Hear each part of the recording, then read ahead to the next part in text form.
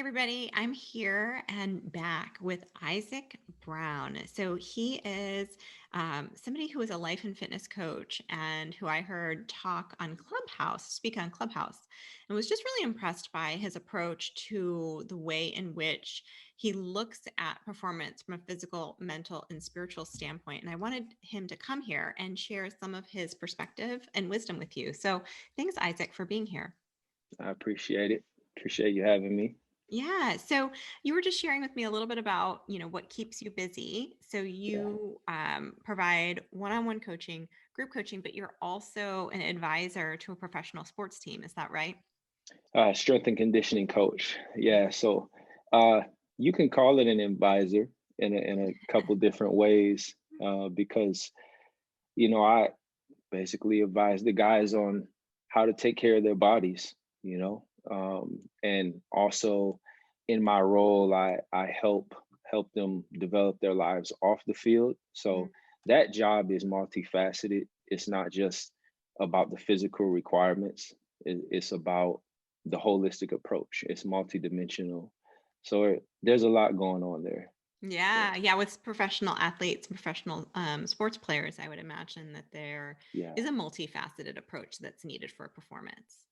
yeah, for sure, for sure. Yes. So when you're thinking about how to advise the professional athletes that you work with or your one-on-one clients, what do you think that key is to training all aspects of who we are, like physically, mentally, spiritually? hmm The first aspect is awareness. You know, you don't know what you don't know. It takes other people to shine their perspective on you and let you know about the roads that you may end up traveling. And for me, just being in the position that I am, I actually coach for the team that I used to play for. So it's a little more unique for me. But also being a pro player, being where they are now, I used to be there too. I walked in those shoes. So my perspective is like, hey, I'm way down the street that you're traveling on. So I know what's ahead for you. And that's where the awareness part comes in. And the other part is discipline. And to me, that discipline is everything. When it comes to self-discipline, that's how you create self-mastery. And that's how you excel, mentally, spiritually, and physically. It's a thing of self-mastery, but it all starts with awareness. You have to be aware of where you are, where you want to go, and what you don't know. And there's tons we all don't know. Even the most successful people, the most masterful people we can look at in any area of life and in any business, any sport, whatever it is, there's things they don't know, but they're constantly searching for the answers, right? They're constantly trying to grow, and that's what makes them great. That's what makes them great, and that's really how they got where they are. It's not all talent. It's the discipline to continue the journey of self mastery. Do you think that is the difference between people who make it to the pro level, whether it's in sports or business, and those who are still dreaming about it? Um, that's it. It probably is the biggest difference.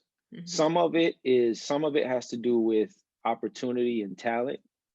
If you're looking at sports, and the other part, yes, it's discipline, it's awareness. The average pro career is about 3 years, Mm. but the average, let's say, the average scale of talent is very close. People are very closely gifted with talent. Now you'll have your exceptional athletes, right? That just stick out like a sore thumb and they're just super fast, super strong, or this and that. But the talent, it's not a very big gap, but the discipline and the awareness to grow, the discipline to show up every day, take care of your body. As athletes, you have to understand your body is your business. You're not coming to work. You are work, right? Mhm. Everything you do, everywhere you go, you are work. You are your business, right? and that team is investing in your business, which is your body, right? And that encompasses mental, physical, and spiritual. And the players or the athletes, because it's not just football, it's not just my sport, any high performing athlete, and any business professional, to be honest, the ones that can get that down pat, those are the ones who, in my opinion, excel. I don't think you can look at any successful person. um, we can take athletes out of it. Let's just remove athletes out of it because they're automatically have to hone in on the physical part. But if you just look at any successful business person, I guarantee you almost, I would dare to say 9 out of 10 of them have some sort of physical routine, mental routine, and spiritual routine. I guarantee you, right? Because it's a complete engine. Hmm. Yeah. What's yours like? What's mine like? Yeah. In the more in my mine is, my biggest, what do I say? My biggest advantage, I would say, that I have is my morning routine.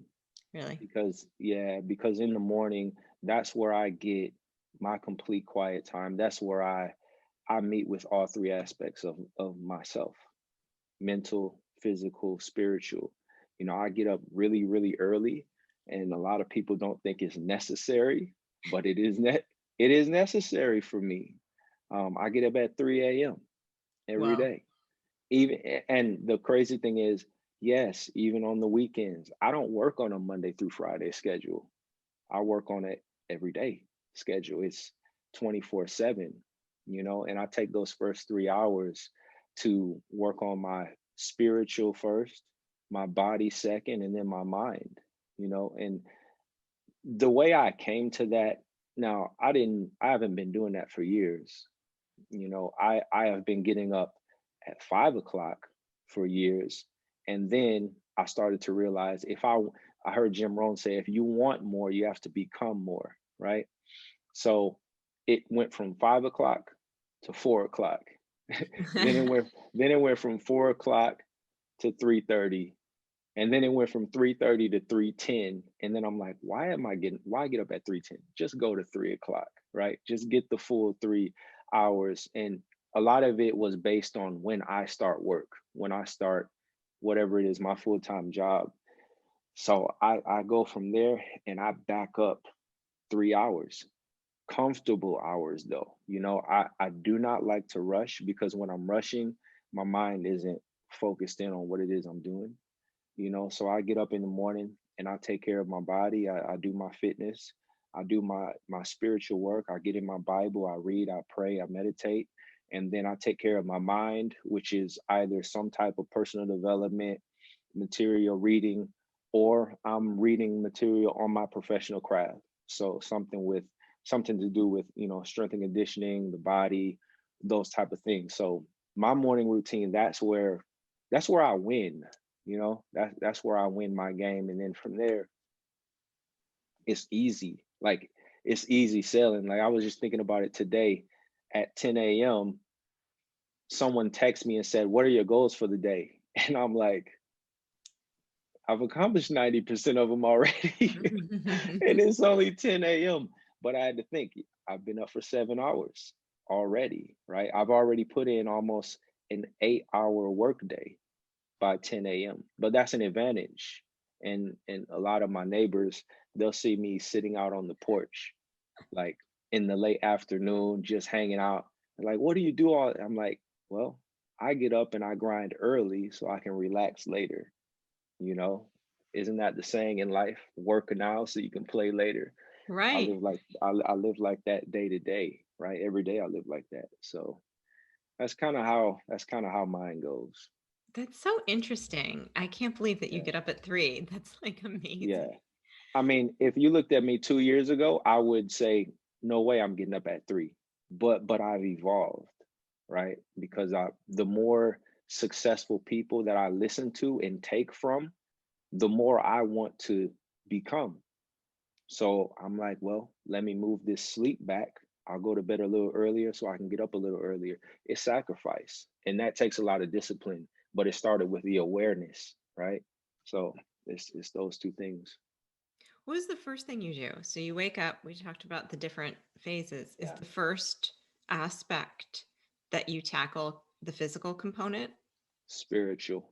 It's Spiritual. spiritual. Yeah. Mhm. Now I've played with it. I've went back and forth because there were times where I would get up and I'd sit down to read and pray and I would be tired. I'd Mhm. be kind of falling asleep.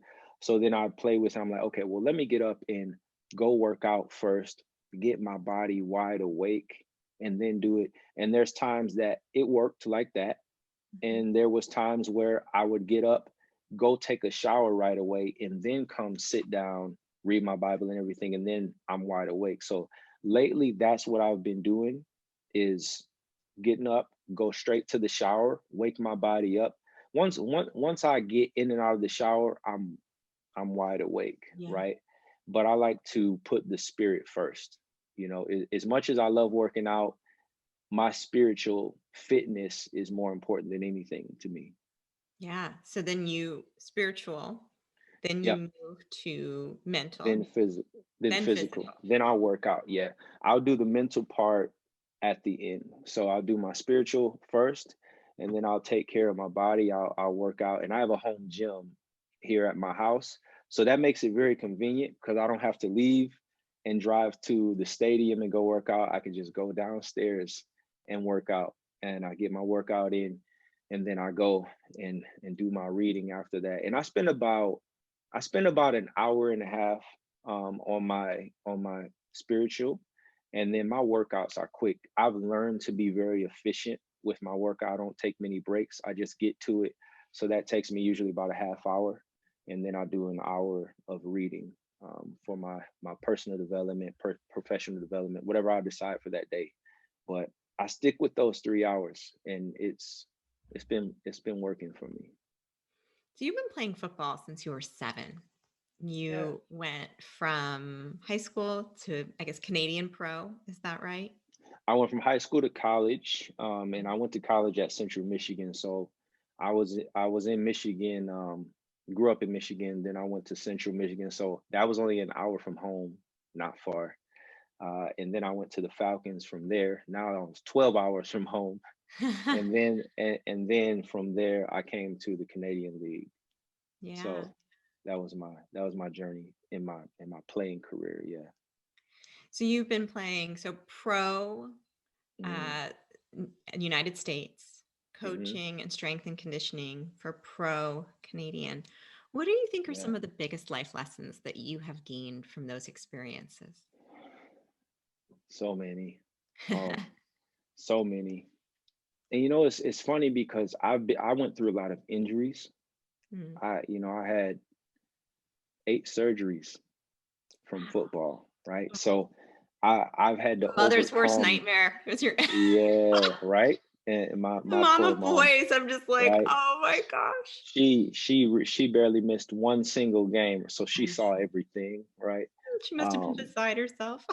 yeah, I can't imagine how that feels. But the injuries, that alone is enough adversity. Yeah. Well, actually, just even if you play a full career without ever getting injured, you go through enough adversity on a day-to-day basis, Yeah. right?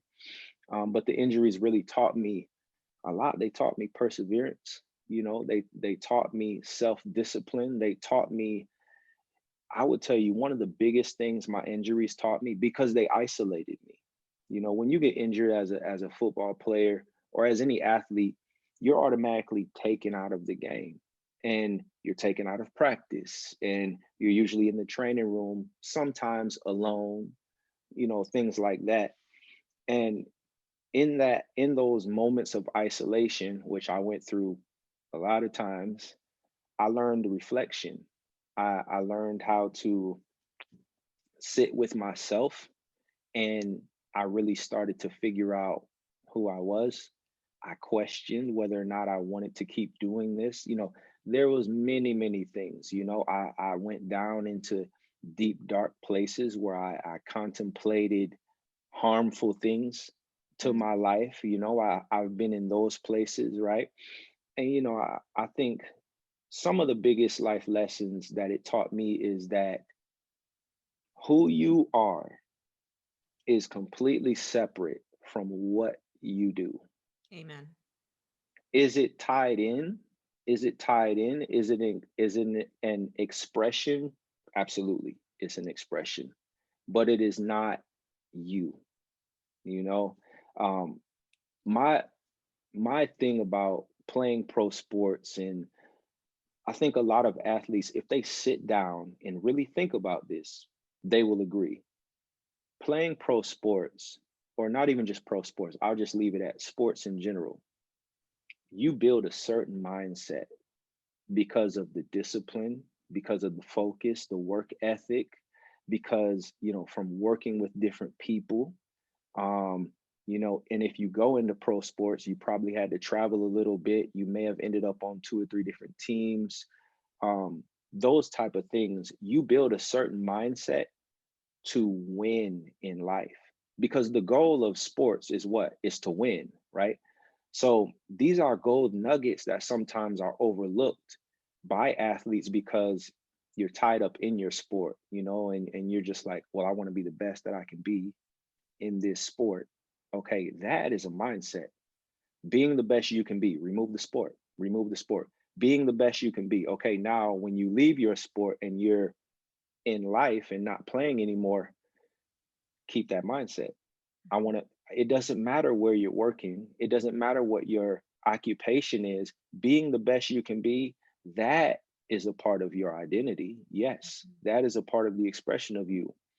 Putting on the football helmet or the baseball helmet or the basketball jersey, that's not your identity. Right. That's not your identity. That's just a part of what you are doing, right? When you go home and you're a father or a mother or whatever, can you be the best you can be for your family? Can you have that discipline to get up in the morning and do whatever you need to do around the house? Or and when you leave your sport, can you take that same discipline and that same mindset and that work ethic to your next occupation, right? I always tell my players, listen, right now, this is your field. This is your field, literally, because it's a football field, right? This is your arena. But when you leave this game, whatever you do next, now that's your field, right? So if you want to be a beast, you're a beast wherever you go. A lion is a beast, not just in the jungle. He's still a beast in the zoo, right? He's still a beast in the circus. It doesn't matter. A lion's not gonna say, "Well, I'm not in the jungle anymore, so I'm not gonna be a lion." No, right? It's Yeah. that identity, right? So your environment and your occupation, that doesn't change who you are. It helps build you, right? So that's a little bit of a tangent, but A good one. No, it was actually super useful and helpful. I think for yeah. so many people who are thinking about how to frame up their performance, it was very, very helpful. So, Mhm. if you were to kind of summarize what you think in maybe one word or a few words, what is that secret to excelling in both your sports and personal life? I know we talked about discipline. Does anything Mhm. else come to mind for you? Hmm. It's very tough. It's very tough to get away from those words. Yeah. Discipline and awareness. And awareness, I think humility is a part of awareness. Um, I think vulnerability is a part of awareness. Mhm. Um, I think hunger is a part of awareness. You know, there's multiple words I can say, but I think the overarching two things are, having an awareness of where you are, where you want to be, and where you've been, and learn from that, and then have the discipline to take the steps forward to where you want to go. You know, so I think that's how I would sum it up. Um, and that is so overlooked. Yeah. It's so overlooked. And the biggest lesson, like if I could only say, if I was lined up in front of a group of athletes and they said, tell them the most important thing that you've ever learned, I would tell you what I just said. What you're doing is not who you are. Yeah. Learn to separate your identity, but grasp that mindset of what you have built. Because your sport, this is the thing, pro athletes, college athletes, whatever level, you give so much. You give so much to that sport. You're pouring everything in because you want to be great. You want to win, right? But here's the thing, when that sport is over, when that door is shut, you don't put on the jersey anymore. You don't put on the helmet. You don't put on the cleats. The basketball is taken away. Your jersey's done. Baseball bat is gone, right? What are you left with? Yeah. You're left with what you built, and that's your mindset. Hmm. The mindset that you built from, I started playing ball at age 7. From age 7, I was building a mindset, and I stopped playing ball when I was 26, right? So from age 7 to 26, I built a mindset. That is mastery, right? That's mastery. 20 something years of the same thing every year. I have mastered my mindset, but athletes only look at it as my sport is gone. My sport is gone. Now what do I do? Well, what do you have? The sport cannot take your mindset.